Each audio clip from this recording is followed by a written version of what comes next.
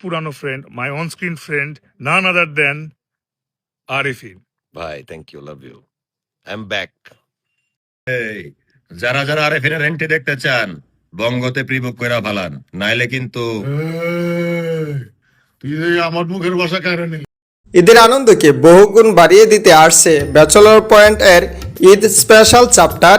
ভক্তদের তুমুল আগ্রহকে প্রাধান্য দিয়ে সিজন 5-এ থাকছে নতুন 8টি পর্ব, ঈদ স্পেশাল চ্যাপ্টার 10। আর ঈদ স্পেশাল পর্বগুলোর সবচেয়ে বড় আকর্ষণ হিসাবে এবার থাকছে আরিফিন, এই চরিত্র যার মাধ্যমে দীর্ঘদিন পর সৃষ্টিতে ফিরছেন অভিনেতা শামীম হাসান সরকার। ব্যাচেলর পয়েন্ট এর নতুন ঈদ পর্বগুলোতে আরিফিন চরিত্রে অভিনেতা শামীমের প্রত্যাবর্তন, দীর্ঘদিন পর তার এই ফিরে আসাটা ব্যাচেলরদের ফ্ল্যাটে নতুন সমীকরণ তৈরি করবে। দর্শক আগ্রহ বাড়বে বলে মনে করছেন পরিচালক।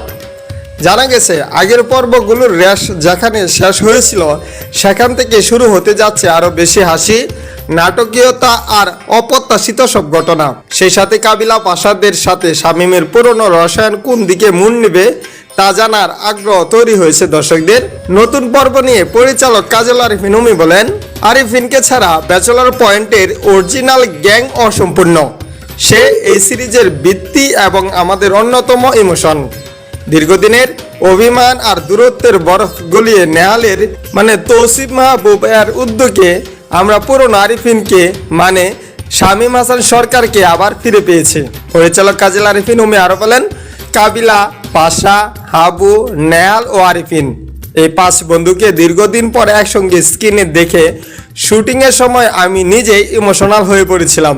যেহেতু ব্যাচেলর পয়েন্ট সিজন 5-এর মতো বড় প্রজেক্ট নিয়ে ব্যস্ত থাকায় এই ঈদে আমার অন্য কোনো কাজ আসছে না, তাই দর্শকদের সেই অভাববোধ গুছাতে চ্যাপ্টার 10-কে আমরা বিশেষ যত্ন নিয়ে ঈদ স্পেশাল হিসেবে সাজিয়েছি। আমার বিশ্বাস পুরনো বন্ধুদের এই আবেগঘন কামব্যাক এবং নতুন গল্প দর্শকদের ঈদের আনন্দে এক ভিন্ন মাত্রা যোগ করবে।